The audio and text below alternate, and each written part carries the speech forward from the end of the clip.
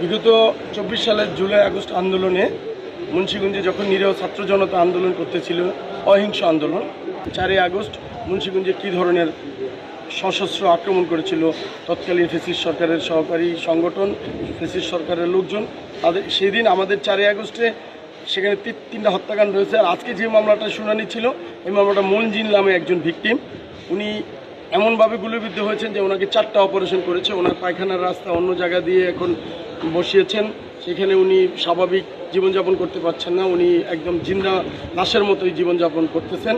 আমরা বিজ্ঞ আদালতে এই বিষয়টা তুলে ধরেছিলাম এবং আমরা তদন্তকারী কর্মকর্তা ফয়সাল বিপ্লব সাহেবকে এবং সেই সাথে শুটার সাজ্জাদ হোসেন সাগরকে 7 দিনের রিমান্ড প্রার্থনা করেছিল। বিজ্ঞ আদালত উভয় পক্ষের শুনানি অন্তে সন্তুষ্টির সাপেক্ষে তাদেরকে 5 দিনের রিমান্ড মঞ্জুর করেছে, বলেছে মহামান্য হাইকোর্টের নির্দেশ অনুযায়ী তাদেরকে জিজ্ঞাসাবাদ করার জন্য।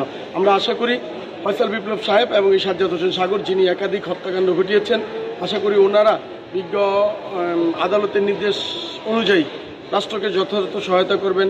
তারা এই মামলার ঘটনার সাথে অর্থদাতা, অস্ত্রদাতা এবং বিগত সরকারের কারা কারা এই ঘটনার সাথে জড়িত, দেশি এবং আন্তর্জাতিক মহল থেকে কারা কারা জড়িত আছে, আশা করি তারা সেটা বিজ্ঞ আদালতের নির্দেশ অনুযায়ী রিমান্ডে জিজ্ঞাসাবাদে প্রকাশ করবেন।